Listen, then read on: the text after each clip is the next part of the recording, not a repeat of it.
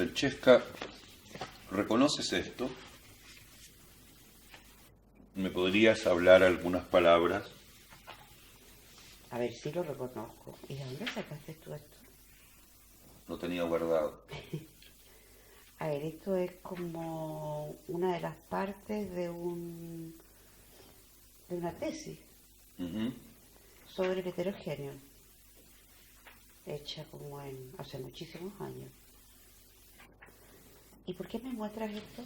Lo que pasa es que eso tiene que ver con esto otro, que tengo la leve Es impresión lo mismo. de que es lo mismo, claro. Es, por lo tanto, la publicación de lo que sería un capítulo de tu tesis Sí. de maestría. Mm. Y ese capítulo lo tenías ya preparado en el año 80, Antes. antes, 70 y tanto. 81. Ah, pero ahí. Pero Acá, ella fue escrita claro. en el 78, por ahí. Sí. ¿Y tu maestría cuándo fue? Ese año. No, cuando el 88. No, eso es. Esto es de filosofía. Ya. La otra- esto es de filosofía, Sí. lo 8 de la de psicoanálisis. Sí, claro. Ah, perfecto. Ya, ahí estamos Porque bien. el de psicoanálisis fue sobre, ¿te acuerdas tú el ilustroso caballero? Sí. Cleptomanía. No, mitomanía, cleptomanía y homosexualidad. Sí. Ese era el Sí, título, sí, en términos estrictos. sí, Y en filosofía el título era acerca del heterogéneo. sí, sí. O sea, yo pienso que siempre es la misma cosa, ¿no? Es siempre, lo que pasa es que eso fue publicado en esta revista, Margen, que publicábamos con Marcelo Mellado en 1981, y en este mismo número aparece el poema de nuestro querido Antonio Moreno. Sí, Creo que publicamos su primer poema, ¿no? yo creo, sí. Creo. Sí. Sí. Porque estas fueron dos revistas. No, fue era la una segunda. revista que tuvo 4 números. Claro, Alcanzó a tener 4 esta es la números. segunda. Este es el número 2. Por lo tanto, en la primera salía, yo no sé si El, este texto... el y de esto la era primera parte continuación. y este sería la segunda parte, claro. Sí. Y que, bueno, en homenaje a Antonio Moreno, esto es del 81, él falleció en diciembre del año pasado. Sí. ¿Qué relación hay para ti en términos biográficos y conceptuales entre la escritura de este texto y la tesis del 88? Que es particular porque, por ejemplo, esta tesis hecha en filosofía pasó bajo el departamento de historia de los sistemas filosóficos, que es particular, me parece a mí, inscribir esa tesis sobre el heterogéneo en sistemas del pensamiento, precisamente porque el heterogéneo sería un poco lo más bastardo, lo impensable. Entonces, meterse con el heterogéneo es de alguna manera, digamos, instalar una gran disidencia respecto al pensar. El pensar para Occidente es pensar sobre el homogéneo. Y toda la historia del pensamiento y de las disciplinas tiene que ver con el homogéneo, no con el heterogéneo. Ya entiendo, pero en relación a eso, cuando te dedicas a mitomanía, cleptomanía... Porque fíjate que en la historia de la psiquiatría y después del psicoanálisis no son temas muy tocados, como que queman las manos, ¿no? Porque, por ejemplo, respecto a la mitomanía hay toda una discusión si sería una cosa dentro de la estructura histérica o sería más bien dentro de la perversión. ¿Sí? Por lo tanto, se habla de impulsiones. Pero impulsiones, te das cuenta que el mismo nombre es como una cosa muy, muy vaga, muy directa. Son actos, pero la discusión es si está dentro del ámbito de las neurosis o no, es bastante fundamental. O sea, si no estuviese dentro de las neurosis, no son tratables, son estructurales. ejemplo, la perversión, etc.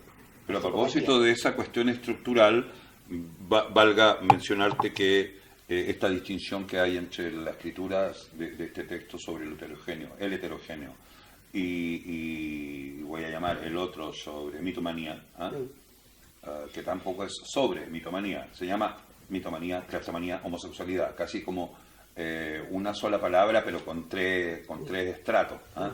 Que tiene un subtítulo que es la industriosa caballería. Eso era la industriosa caballería, el chevalier d'industrie. La noción que trabajas ahí es chevalier d'industrie y me permite el trampolín, o más bien el refalín, para mencionarte que en esa época tú recibes en París la visita de Lepe. Sí. Previo, es decir, que previo a la redacción final de tu tesis en psicoanálisis, está Lepe en tu casa. Sí. O sea, un chevalier d'industrie. Y fíjate que yo en París lo vi 2 veces. Uno cuando fue a... ¿Te acuerdas que hizo una performance en el Beaubourg? No, en el Musée d'Art Moderne de la Ville de Paris. Sí. O sea, en la rue Président Wilson. Pues sí. Claro, no, Eso exacto. fue una vez, en la Bienal de claro, París. En la y Bienal yo de París. escribí un texto en la separata de esa época. No me digas. Sí. Es que no lo recordaba. Sí. Escribes un texto Sí, a propósito de esa. de esa. Ya, Sí. es que yo estuve ahí. Pero vos no estuviste. Estuvimos Estuvimos juntos. juntos, pues, claro. Y yo sacaba las fotos en la Polaroid, en Sí. la máquina de Sí, Carlos. sí. No, total. No. Que te acuerdas que hubo todo un problema en que no podían conseguir zapatos de vedette para la talla, así que fueron como al norte de París, a los barrios prostibularios, a conseguirse unos zapatos de taco alto de vedette, ¿te acuerdas? Exacto. Sí, pues la separata. No, y unas cosas que ayudó a conseguir la Irene Domínguez Sí, claro. de Vedette. Sí, claro. Sí. Digo, de Vedette, porque Sí, falé, claro, ¿no? sí. Perfecto. Y que de ese texto no... A ver, pero hablemos de eso antes del otro. De esa performance, Sí. que lo hizo en los baños, ¿no? En los baños. Pero te acuerdas que el baño estaba dividido. Había un baño donde estaba el lavabo Sí, y después lo urinario. Sí, sí. Entonces, en el lavabo estaba Cárdenas y Dávila. sí. Que la parte más maravillosa para mí de la performance es que ellos están permanentemente con el torso semidesnudo Con esta camiseta, en camiseta como de... del neorrealismo italiano. Exacto. Y ellos están durante toda la duración de la performance, están lavando, estrujando, desmugrando, frotando ropa sucia en el lado. Y permanente. Sí. Mientras ellos hacen eso, el lavado, el Lepe trabaja en la otra parte.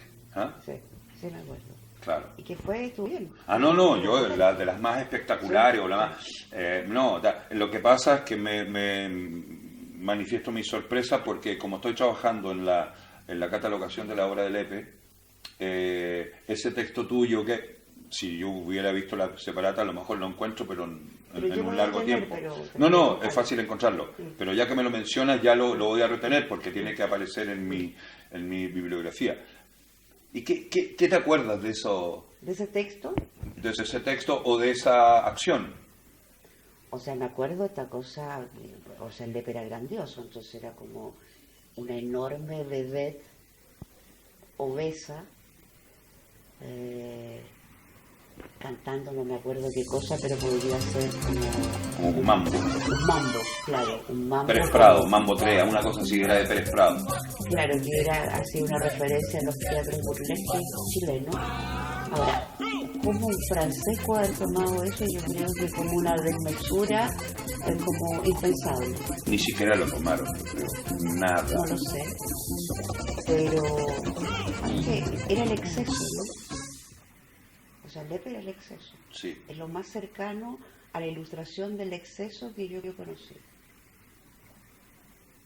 De todo, o sea, comiendo, hablando. Yo me acuerdo de haber ido con él cuando estuvo en París, en mi casa, al norte de París, donde ya en el segundo viaje. Claro, claro. En los mercados de telas, ¿no? Uh-huh. Y se enloqueció, es decir, subí y bajaba estos pisos que eran como el tatí. No, era en el Marché Saint-Pierre, El Marché Saint-Pierre. que es, digamos, el gran depósito de telas donde van las obras de telas que los grandes Magasin, diseñadores... claro, y los diseñan ya. Entonces hay un piso de, no sé, pues de velos, otro de terciopelos, otro de seda. O sea, imagínate Lepe corriendo por los pisos y yo detrás, ante como, o sea, los tipos que vendían estaban abrumados porque Lepe tiraba al suelo las piezas de tela y las deshacía para ver qué efecto hacían. O sea, eso no se hace. Pero como Lepe era enorme, enorme, nadie le decía ni una palabra. Era como muy divertido, así compró varios pedazos de telas, etcétera. Era alguien muy bulímico en todas las maneras posibles.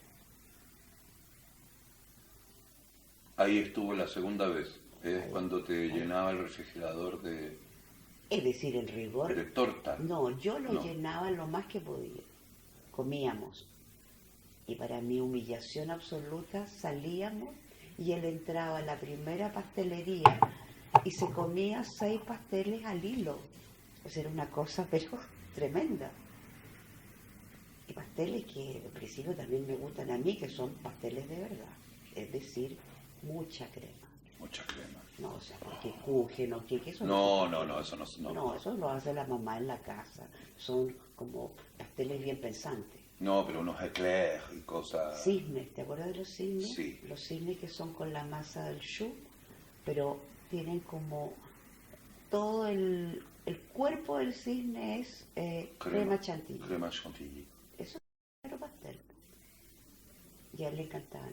Incluso yo le hacía recomendaciones, le decía que mira, parece que lo mejor para la falta de afecto son los pastelitos árabes. Que no son muy buenos, pero son unas patadas.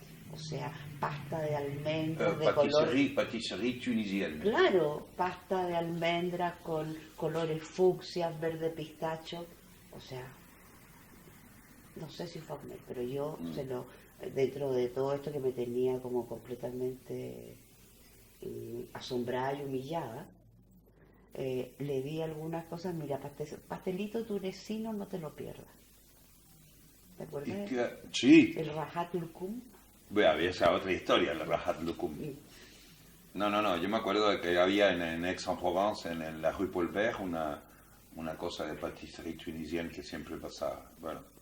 Que son, o sea, lo que pasa es que uno tenía acceso a una serie de cosas, pero yo me imagino que en los lugares, no sé, que los árabes conocían, deben haber sido unas delicias. Solamente Claro. que uno tenía acceso a una vulgarización muy grande.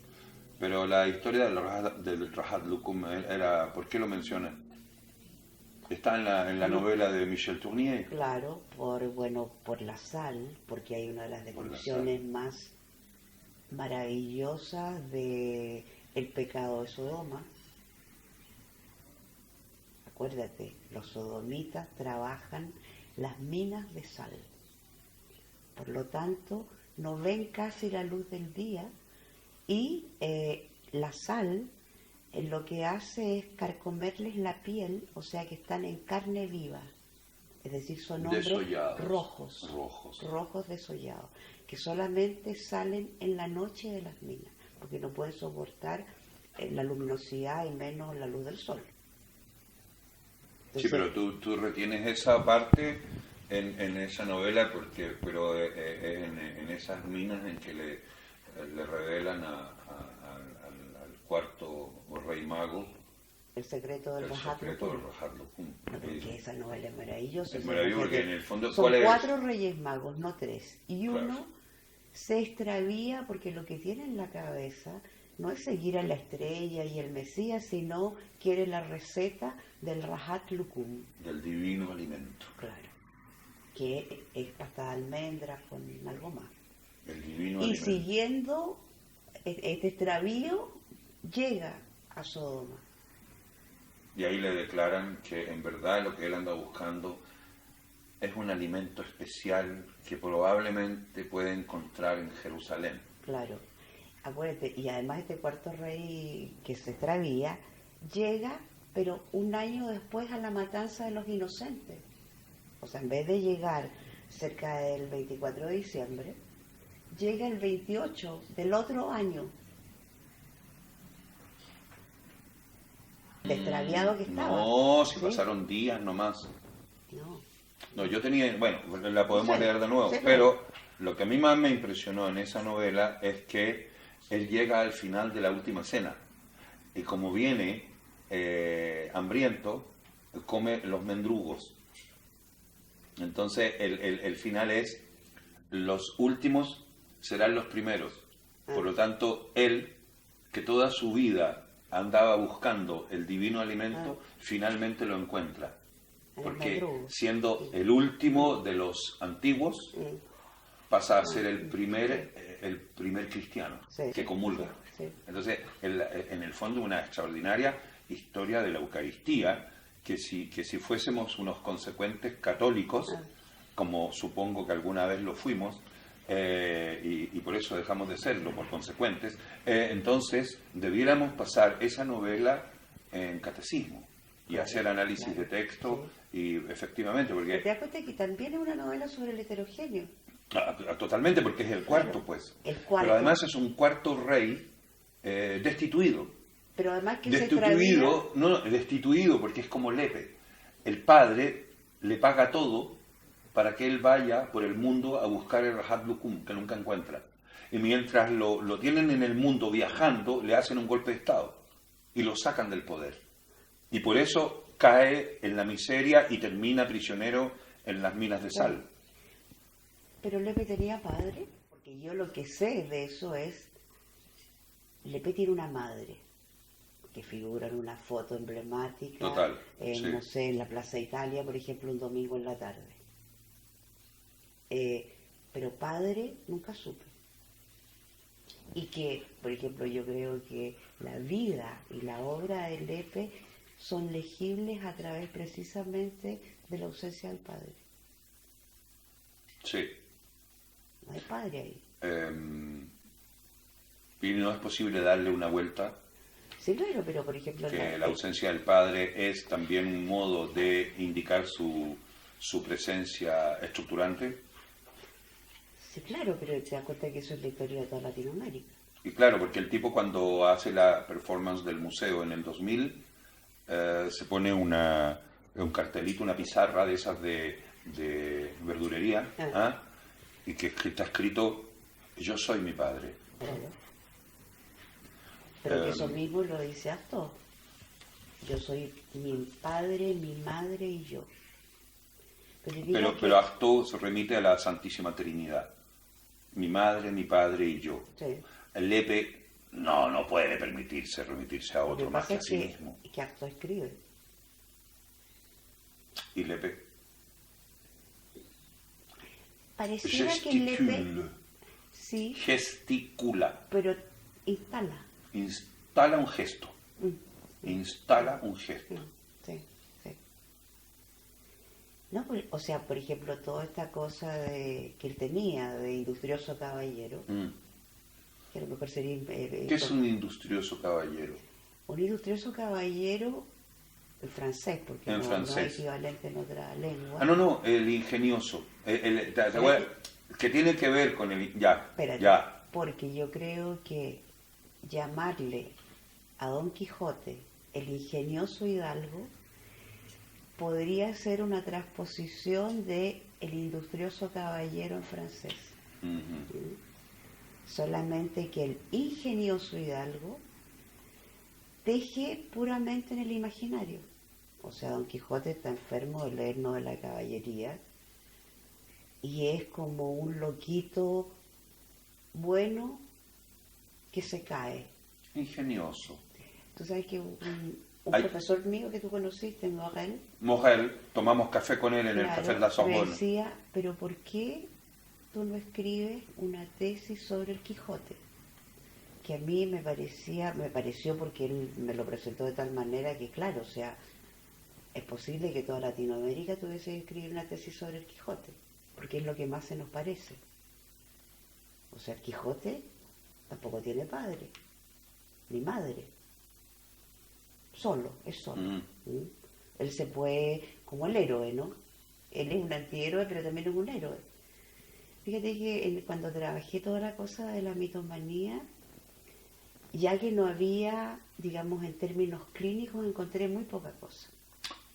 Yo te mandé una referencia de Eh, Huarte de San Juan, Examen de Ingenios. ah, Hay una claro. obra, como muy importante en la política española del siglo XVI, que es ese. Huarte de San Juan es un médico, filósofo, Ya, y escribe Examen de Ingenios. ya. Entonces, trabaja sobre esa noción, pero en serio, ¿ah? Sí, claro. Sí. De ingeniosidad, ¿m? Que en el caso quijotesco tendría una versión totalmente satírica, irónica, Sí, claro. desplazada. Sí, sí. ¿Ah? Y ahora, el ingenioso es también, tiene una raíz que lo combina con l'ingénieur, el ingeniero, ¿no? En términos de ingenio superior. O sea, Que el ingenio superior es superior al del artesano. sí, Entonces, claro. el ingenioso, Que tiene algo de técnica, de astucia y de capacidad de tramar entre astucia y técnica. exacto, y de inscribirse en un lugar en que el artesano no puede porque está sujeto al canon, a un orden medieval. Porque El el ingenioso artesano ya sería- es un moderno. Porque el artesano sería mucho más rudimentario. Sí, pero el ingenioso sería un moderno en el sentido como un tipo como Sergio Moscovici, por ejemplo, lo pone en sus estudios sobre la invención de la nature. ¿Ah? Sí, claro, O sea, sí. decir, no, aquí Leonardo es un ingenioso. Claro. Para Moscovici, claro, claro. Leonardo es un ingenioso, es un artesano superior. Y que también es un industrioso caballero Leonardo. Exacto, ¿ves? O sea, hay una buena biografía de él, o sea, muy documentada, que, por ejemplo, lo más maravilloso es, bueno, la parte obsesiva que tiene, o sea, largos pedazos de cuentas, o sea, gasté tanto en la tela para una capa, me sobraron, no sé, eso es el Festival de la Obsesión, ¿no es cierto? Que Pero tenía además, Lepe también.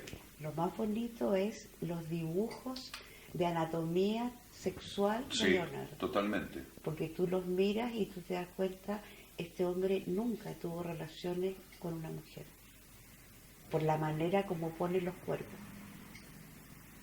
No.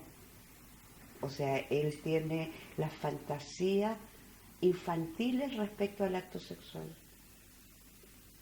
O sea, ¿te acuerdas más o menos Sí, que él hace una el pareja? recuerdo de infancia. Sí, claro. Sí, sobre Que como muy, esa es me parece a mí la prueba más evidente de, no, el tipo de ayuntamiento heterosexual no tenía idea, que es como particular. Vea, por eso, en mitomanía, cleptomanía, homosexualidad. Pero por debajo está el ingenioso. Entonces, el chevalier d'industrie. ¿Cuándo aparece en francés la tipificación? Pero que esa tipificación es más literaria, Literaria. que otra cosa, no viene de la psiquiatría, No, no. Pero yo me imagino que tiene que ser siglo XVII también. por ahí, sí. ¿Y dónde la encontraste? ¿A propósito de qué? Porque, por ejemplo, tratando, Artaud. no, No. no hay en Artaud eso. Porque Artaud tiene algo que es más psicótico, ¿no? Más, hay algo ahí con la más feroz, una estructura del yo dividida. ¿Sí? Pero los industriosos caballeros están como en otro lugar que podría ser una salvación, el arte. Escritores, por ejemplo. ¿Sí? Pero además, por ejemplo, tú decías ya, por abajo tienen, ¿cómo que dijiste? La industria, pero por arriba una pregunta imposible de responder que tiene que ver con el origen. Por eso, por ejemplo, cuando hablamos de Lepe, yo te digo, pero aparentemente Lepe tiene una ausencia de padre. ¿Qué sabes tú de ese padre? Pero lo anota, yo soy mi padre. Pero te das cuenta Colmar, ya, pero es la estrategia es de una colmar. reafirmación porque no hay nada. Porque sino. no hay nada. Y ahí, eso en un fondo negro. Mm. Está escrito con tiza Pero fíjate en un que fondo negro. Lepe corresponde a el héroe. ¿Quién es el héroe? El héroe es aquel que se hace de sus propias hazañas. No tiene más que eso. Es lo que sabe que tiene una madre. Ahora de los héroes griegos. Sí, seguramente que el dios se metió con no sé qué pequeña deidad o mortal y tuvo un hijo, pero que él nunca reconoce. Y cuando lo reconoce le pone una serie de pruebas antes. ¿Te acuerdas? O sea, que encuentre las sandalias que están debajo de la roca, no sé cuánto, y que para eso tiene que matar, no sé, a las gorgonas o a no sé quién. Que me parece, fíjate, que completamente desplazable a América Latina. Nosotros somos un continente de héroes, por la presencia particular de la madre y la ausencia del padre. Por lo tanto, ¿qué nos queda? Bueno, hacernos de nuestras propias hazañas. Sí, por eso la historia que te reíste mucho, que yo te conté del padre que combate en la guerra y que combate y cae en la guerra de Corea y pasa 24 horas aferrado a un ala flotante del avión americano. Claro.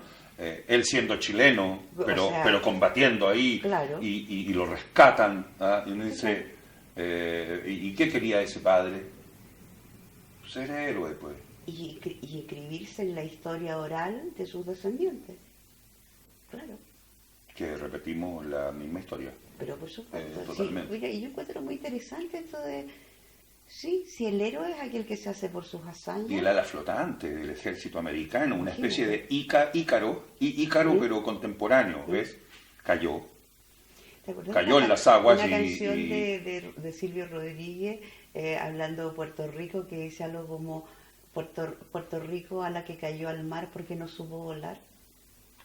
Bueno, de esa se agarró este héroe chileno. Entonces, lo que me parece interesante porque es permaneció, pues. Lo rescataron. Pero claro. Pudo fundar una familia. O sea, al héroe siempre es rescatado por el destino. Porque el héroe supuestamente se traza un destino. Lo que pasa es que a Lepe no lo rescató el destino. Lo rescató seguramente por un tiempo. Después ya no pudo más. No pudo más. No podía más consigo. No podía. Y yo creo que yo creo que tú te diste cuenta. Pues yo me acuerdo haber conversado contigo y tú sabías que él se estaba muriendo. Sí. Y tenías esa sensación de ver algo y no poder hacer nada. No, nada, absolutamente porque nada era pensable para alguien que va en el tobogán. No, total. Lo que pasa es que eso podría haber tenido un término, para no decir un final, un término más delicado. Y no lo fue, no lo fue. ¿Tú crees que a él le habría gustado la delicadeza en eso? No me parece. Él se fue. Pero le hubiese gustado haber sido enterrado con sus mejores galas. ¿Y fue enterrado? Fue cremado. Cremado, rapidito. Aún así, ser metido en el ataúd con sus mejores galas. Sus zapatos Church, el saco Hugo Boss, las corbatas Ferragamo, la camisa Lacoste de última. En fin, o sea, un tipo tan vanidoso como él merecía esa ceremonia y no ser metido en una bolsa plástica en la clínica rapidita. Eso... ¿Quién sabe? O sea, porque tú me estás hablando de un lugar estético, que sí, pero que también tiene una estética, desamparo total final. Bueno, yo soy mi padre y yo construyo la estética de mi propio desamparo. Y yo me voy a la mierda, como mi padre y mi hijo me voy a la mierda y no queda nada, soy quemado, no existí nunca. que me parece, vaya, respetable. También, sí. Porque te fijas que yo creo que todo este amor por el ceremonial que tenía Lepe, era un juego que él hacía con el otro, Pero no con sí mismo. pero no consigo mismo. No consigo mismo. O lo más Sí. probable es que no tuviera el ánimo de hacerlo consigo mismo. ¿Para qué no vamos a dar la suerte entre gitanos? Claro, ni siquiera de comer solo. Por eso necesitaba salir. Sí, claro, sí, claro. No, su Y casa era... mostrarle a otro No, su casa que lo que es- yo era, le daba era era completamente insuficiente.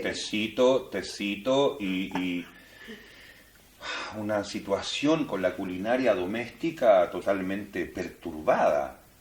¿Qué hacía? No sé, Hacía y no hacía. por ejemplo. No comía bien.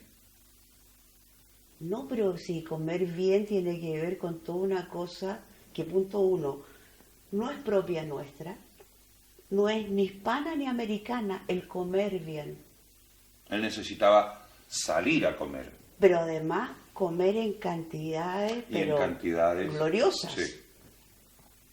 O sea, era como los emperadores romanos.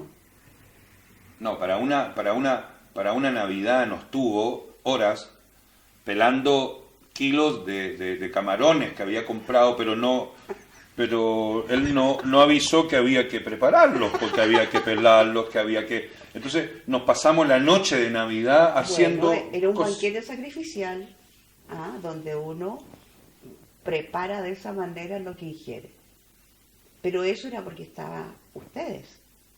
Porque lo más probable es que él para sí mismo lo mismo. comiera, no sé, un pedazo de pan con margarina, Con mortadela comprada en la esquina, de verdad. con turín. Un turín, te lo juro, sí, sí, Claro, no me extraña, ¿sí? sí. Y té con canela. Que lo ponía muy estético seguramente. De más, claro. Bueno, porque algo retensivo tenía él. Porque él le tenía como un Diógenes, ¿no? Sí. De hecho, de las cosas que me parecía que había que cuidar era mantener sus colecciones. Sus colecciones de objetos de mierda, ¿no? Pero eran decisiones de él haberlas constituido. Los iconos religiosos, Ya. las cositas, los santitos coloniales, Ah. todas esas cositas, uno. No tenía una gran colección, pero era preciosa. Ya. Luego, la colección de losa penco, Ya. lota, no penco, no, lota, los lotas esos quebrados. Y luego un montón de objetos de cachivache, de conchitas. Ya. Conchitas así como caribeñas, República Dominicana, o sea, conchitas que nosotros nunca hemos visto, o sea, Pero mira. caracoles de griego, no sé, unas cosas totalmente... Pero mira, por ejemplo, todo lo que estamos hablando tiene que ver también con una estructura, que es una vertiente de lo sádico anal, y que tiene que ver con control de esfínteres. O sea, ¿te das cuenta de que, por ejemplo, la prohibición de hacer pipí, caca, pero particularmente caca, que se le impone al niño como por ahí por el año, es la intervención más feroz en la economía básica del sujeto? Por esa prohibición descubrimos que yo tengo algo que es propiamente mío y me piden, particularmente la madre, que lo suelte y lo saque, haga caquita para la mamá, etc. Entonces, toda esa vertiente anal es fundamental como economía básica. Por ejemplo, uno podría decir, dentro de eso, Lepe era a la vez de una gran estitiquez y de una diarrea hemorrágica, Ujú. que funcionaba así como... Como un diafragma. Claro, como un diafragma. espasmódicamente. Sí, ¿Mm? sí. Siempre pensábamos en fijas. el diafragma solar, así, Sí, claro, sí. batallano, un diafragma. Pero fíjate que todas esas cosas están completamente trenzadas, o sea, las impulsiones, o sea, robar, mentir. Que eso era Lepe particularmente. Un Y- gran sustractor. pero te das cuenta que hay algo que a mí me parece muy precioso, precioso, de alto precio, Ujú. que es esas impulsiones como mentir y robar. Uno podría decir que son arreglos de cuentas, por ejemplo, el mentir con el imaginario. Algo se me debe a mí y yo lo sustraigo o lo A como agrego de lugar, a como porque le de, doy un lugar, ya le tengo claro, asignado uno. claro, pero lo sustraigo del imaginario. Y en la cleptomanía algo, el real me debe y yo me hago justicia. Y tomo lo que me parece que se me debe. Que es siempre en las performances de Lepe está la maleta llena de cositas. Claro. Que es la maleta que traslada de performance en performance. Pero que es la maleta del viajero permanente, del charlatán, del que no tiene Yo no techo vengo a fijo. vender, vengo a regalar. Sí, claro. Ese era el subtítulo de la obra de París. Por supuesto. Yo no vengo a vender, vengo a regalar. El charlatán. Luego en el 2000 abre eso a los pies de la montaña de pelo y saca todas esas cosas, saca todo eso hasta coronarse con ese huaco falo precolombino que se instala en la cabeza, que es como la coronación del pico, una cosa así literalmente. ¿Ves? Pero tú te das cuenta que hay algo que, por ejemplo, pensando en esta cosa que a mí me parece que a nosotros no nos ocurre como le ocurre, no sé, a los europeos seguramente, que es este rol fundamental del padre. Porque existe un padre, tú eres quien eres, simbólicamente. Eres quien eres en términos carnales por la madre, ¿no es cierto? Pero el rol simbólico del padre es bajar cortando. Cortando, digamos, la base de este triángulo donde está madre e hijo. Ahora, por supuesto que el padre puede hacer esa función si la mujer le abre una especie de camino con la cría. O sea, basta que la mujer diga, mira, tú también vienes de él, para que él baje y corte. Esa es la función del padre. Cuando no hay padre, no ha bajado ese corte simbólico que es la ley. Por lo tanto, todo está permitido. Todo. Porque estamos bajo el reino de la madre y la madre es el heterogéneo. Si la idea es el homogéneo, lo que no es la idea, es decir, el mito, corresponde a la madre, a lo heterogéneo.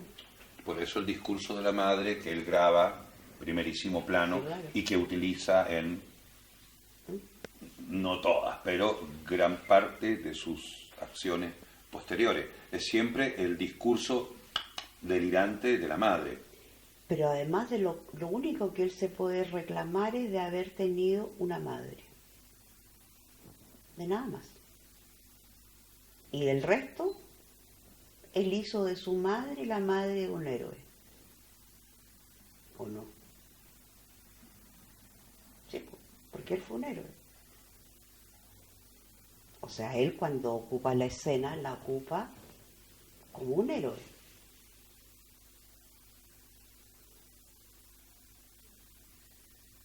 Pero lo que me parece interesante es esa conjunción de estas impulsiones, mentir, robar, toda la cosa anal, acumulación o hemorragia, y te das cuenta de que, por ejemplo, para la vertiente anal, todo lo que brilla es oro, Totalmente. y que tiene que ver con el tesoro del niño, ¿no? ¿Tuviste tesoros, yo me imagino? Porque yo también los tuve. ¿Te das cuenta de que el tesoro es la primera cosa de uno, que está en el exterior, pero es de uno, porque el tesoro no es dado, no es comprado, sino es encontrado por uno. ¿Cuáles eran tus tesoros? Ah, estaba pensando en eso, fíjate.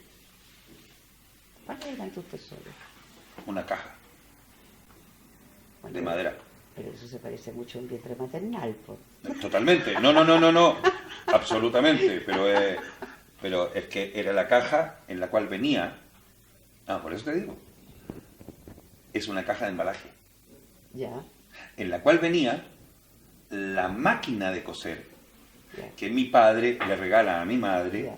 cuando vivíamos en Chihuayante Ah, y que compra a través de la cooperativa ya, de obreros. ya. Era una máquina Husqvarna.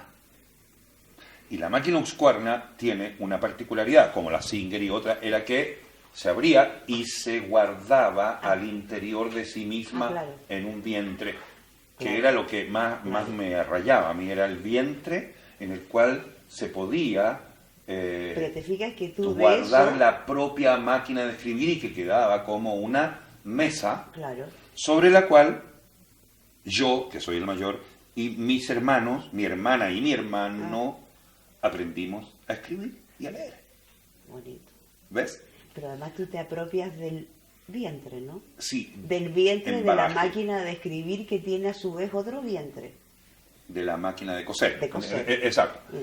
Pero es una caja de embalaje que estaba en el ¿De qué porte? del porte de una máquina O de sea, coser. como la mesa. Exacto, pero es que estaba puesta en vertical al fondo del balcón de la cocina en el edificio que vivíamos en Concepción, que tenía una terraza delantera y un balcón trasero. Ah, no, genial. Era como una...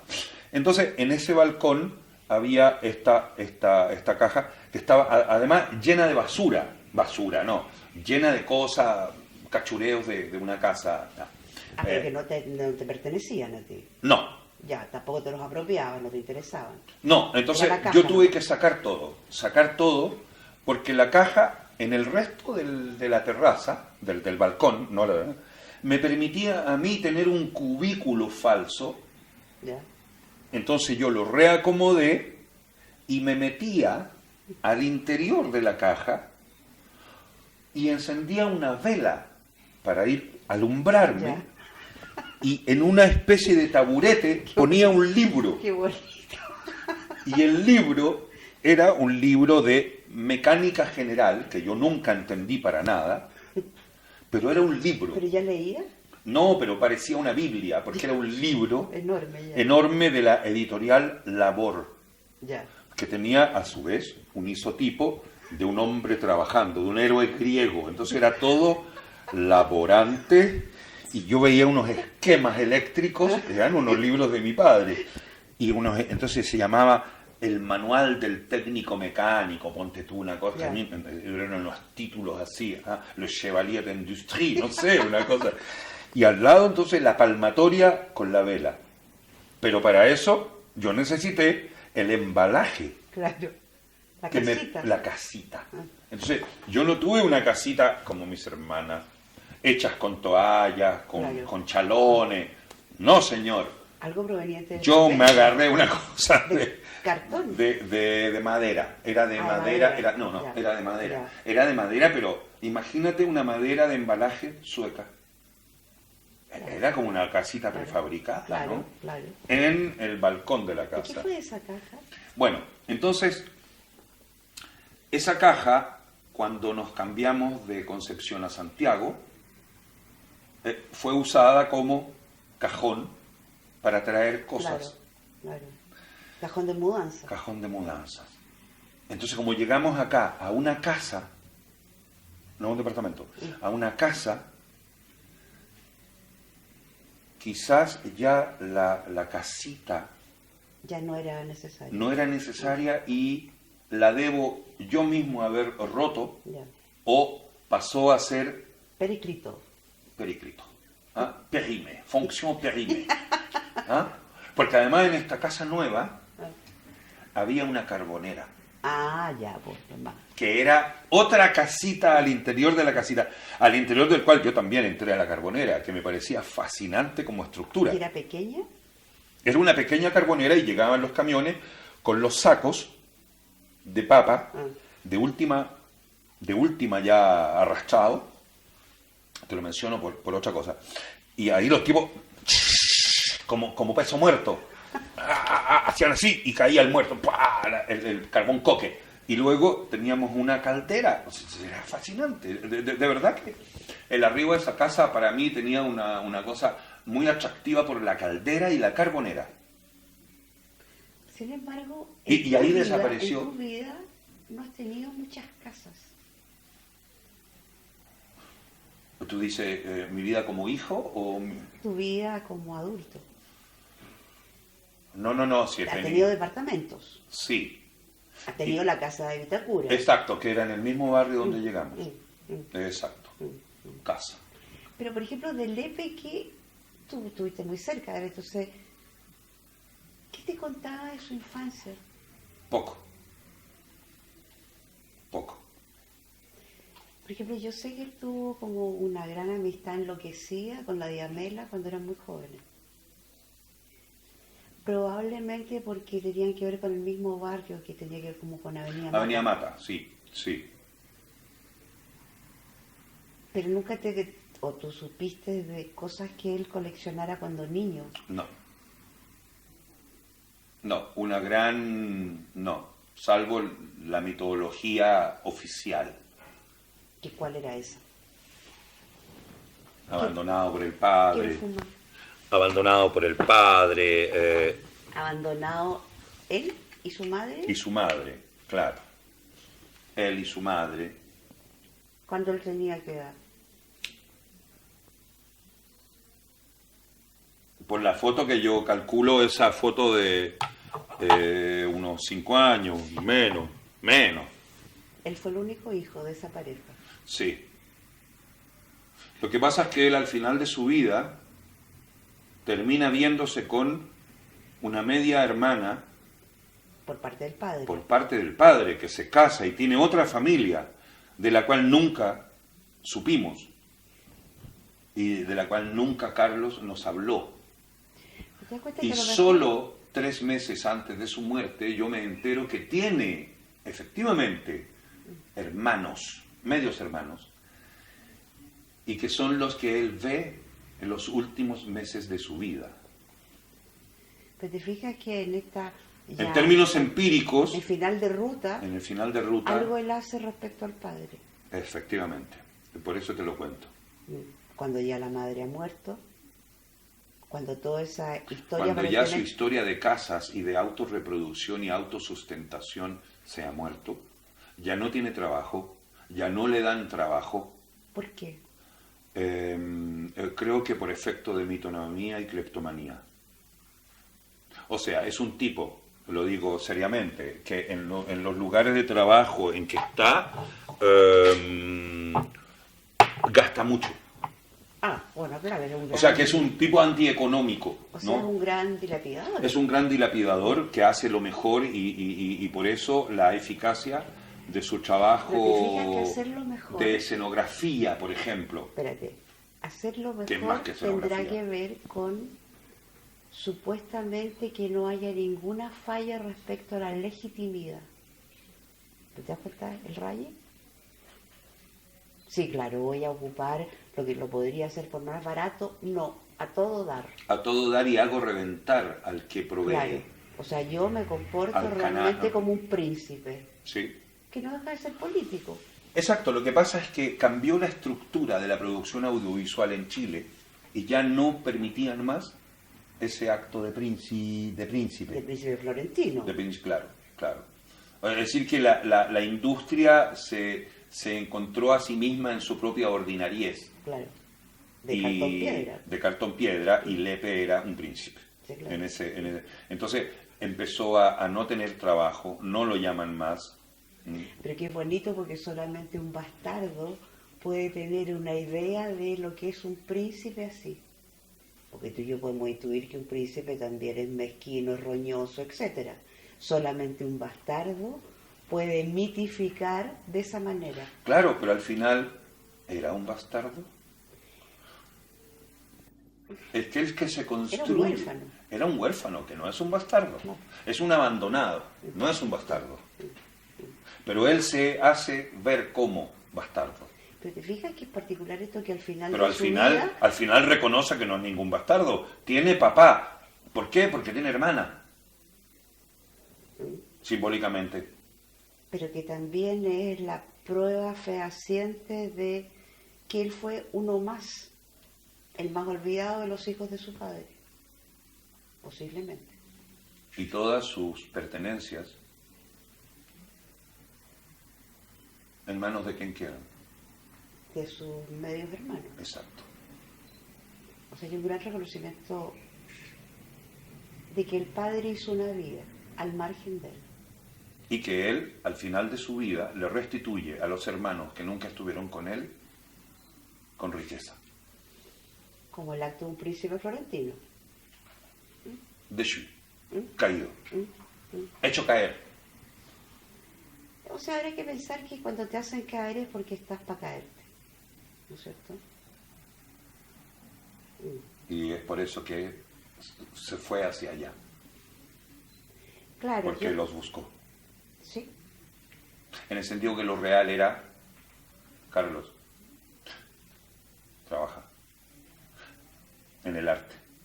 Entonces, la gran dificultad era cómo se reía de mí diciendo, y justito quiere que yo sea un gran artista. Porque yo creo que... Y yo el pelotudo diciéndole, sí, ahí tienes papel, acá están las acuarelas, haceme una manchita con escupito. No.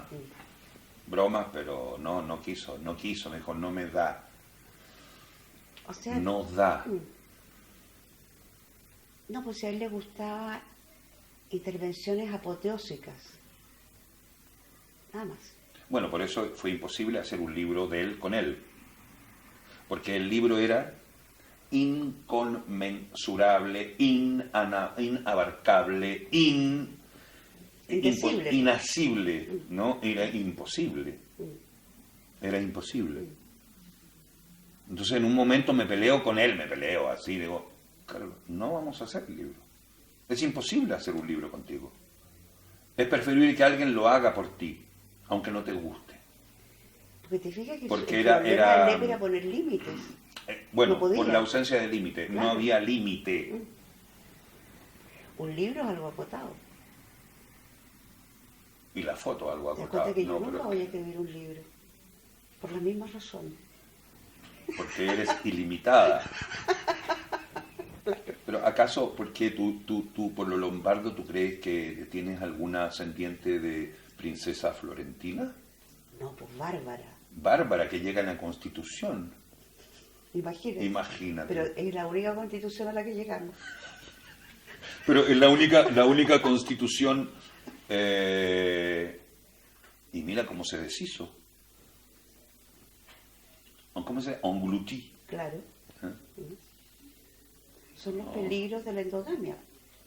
Pero esto, por ejemplo, es de Constitución. Sí, claro. A ver, háblame de esto. Eso es un freno de palanca, ¿Cómo así? Totalmente hispánico. por supuesto. Pero yo creo que Lombardo no es italiano. Tiene que ser hispano. Es español. pues. Es español. Pero si se corresponden a las provincias de Lombardía bajo Carlos V. No, po. ¿Sí? Sí, pues. Milán, todo el norte, Sí. que era Ah, propiedad sí, española. sí. Pero a él explícamelo. Oye, es fantástico esto. Es precioso. Y es un... Un freno de palanca que es uno de los frenos más radicales. ¿Cómo va puesto? Claro, Museau y todo. Sí, pero te fijas que al ser metálico y hacer palanca, o sea, si el caballito no hace caso, Se corta.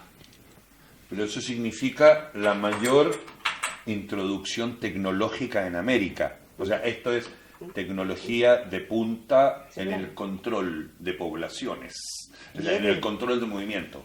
claro, pero claro, en el caballero en su montura, Exacto, ¿no es cierto? exacto. Y quien se la monta, la monta. Y la... Quien monta debe montar. debe montar, exacto. Sí, sí. Que se supone que eso es lo que aprende Lautaro, ¿no? Sí, claro. Mm. Pero, viste que volvemos de alguna manera al Quijote. Sí, sí. Morel decía, ustedes los hispanoamericanos tienen que escribir porque el Quijote viene de Quichot, el que se cae, Quichut, Quichut. el que se cae. Y dime tú, nosotros somos el continente que se cae una y otra vez. Nos caemos, cometemos error, fallamos. On ne vit que dans la faille. ¿Mm? Sí. No, pero en ese sentido, por ejemplo, es que me acuerdo de unos tipos que en la crítica de arte viven con el mito de Sísifo. Ya. Que es como el decir... Claro. Y la roca de nuevo. Y la roca de nuevo. O sea, es el arribista que nunca está contento porque Sí, la claro. roca no se queda arriba por la cresta. Sí, claro. ¿Y por qué no se va a quedar? Y no se va a quedar. En cambio, el Quijote es el que se cayó la roca, vuelve a... No, es que me refiero a que en la crítica y en el trabajo de historia estarían estas tendencias de escritura entre los quijotistas y los sisifistas, por decir algo. Claro, claro. Porque es un falso caballero,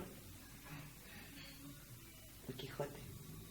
O sea, es alguien que está senil, está muy viejo, o sea, en vez de armadura tiene unas latas pegoteadas.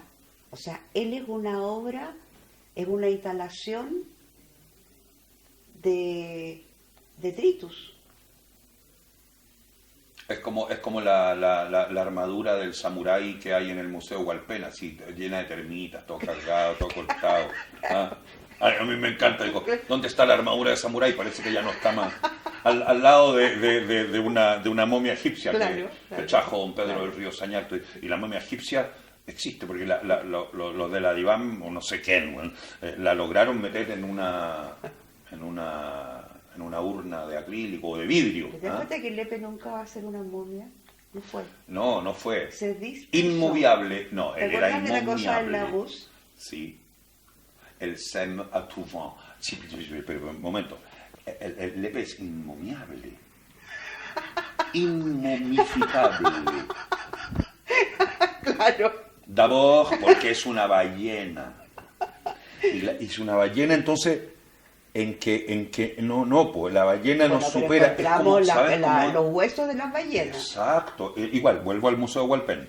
Lo primero que había a la entrada en el Museo de Hualpén era el esqueleto de un cachalote así de la Isla Mocha, era Moby Dick, la verdad. ¿Ah? Entonces cada costilla pues, era una casita entera, ¿me entendí? Era para hacer una mediagua, así, cada costilla, cada trozo. Entonces, el punto es que era como mi casita Claro. era eso. Pero esquemática. Esquemática. De La hueso. otra era, no, es que como era sueca, era bauhausiana. ¿Ah? En cambio acá la ballena era... No, total. Entonces, Lepe era una La ballena ballena. es completamente conceptual. Totalmente, pero no cúbica, no bauhausiana. Cuando Lepe se arrastra en la moquette del Musée d'Art Moderne, ¿ah? Cuando al final Sí. sale del baño Sí. arrastrándose, Sí, como una o sea, guagua. como una guagua grande, pero no, es como una ballena rota, Una guagua monstruosa. una foca, y se queda ahí. ¿Ah? Entonces ya, Lepe es como inmomificable, porque la estructura de su tórax impide, o sea, ya es acogedora, uno se mete adentro ¿Te casi. das cuenta que momificable sería al final homogeneizar algo? Él no puede. Claro, No porque es. tú sabes lo que es momificar y escalafatear. Sí, claro. Claro. Escalafatear para que no haya ningún huequito por donde y ponemos cerita, bálsamo, Entonces, Lepe es cosita. heterogéneo. Lepe Es lo es, heterogéneo. y él muere así, él se revienta por dentro. Sí, claro. Sí. Como... Y llega con una pancreatitis a la urgencia. que debe haber empezado antes, ¿no? Por cierto, yo creo que ahí hubo non-assistance à personne en danger. ¿Eh? Que imaginémonos que eso también estaba previsto para morir. Ya, sí. O sea, para morir necesitas que nadie se ocupe. y necesito producir mi no ocupación. Necesito producir mi no ocupación sobre mí, cuando toda la vida no he hecho más que exigir que se ocupen de mí, porque soy un príncipe. Sí, claro. Pero que era agotador. Bueno, no te O sea, digo, que uno sí. terminaba como huyendo rápido, porque si no ibas a ser englutido, ¿no?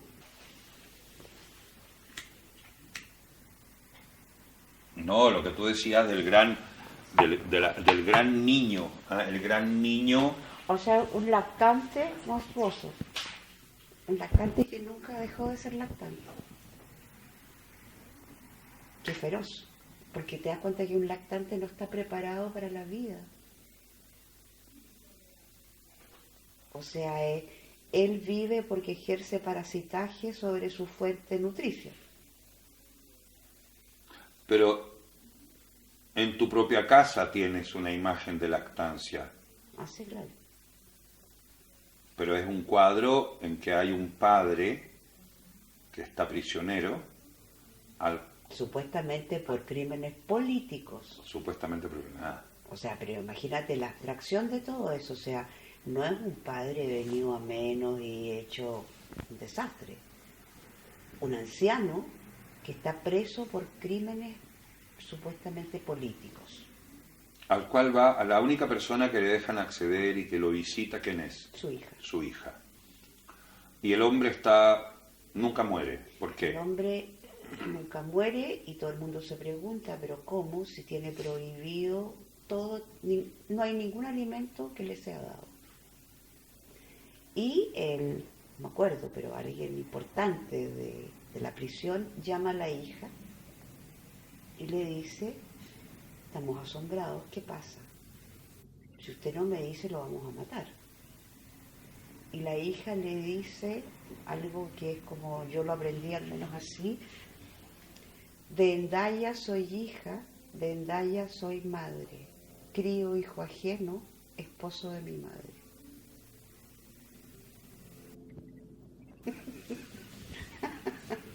O sea que el señor se llamaba Endaya. Endaya Lepe.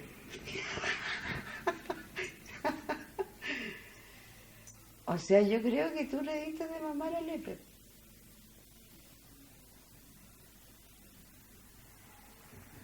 ¿No crees? Me chupó. Y tú te prestaste a la succión. De las pocas veces que te has prestado a la succión. Tú encuentras.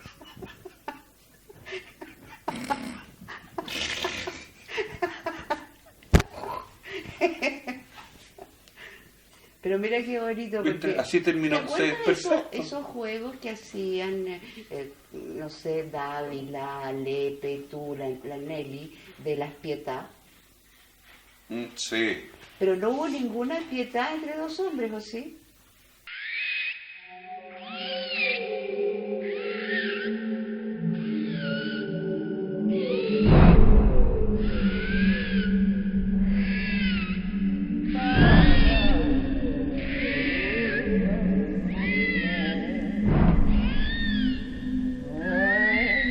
Que me quiera desde el azul del cielo.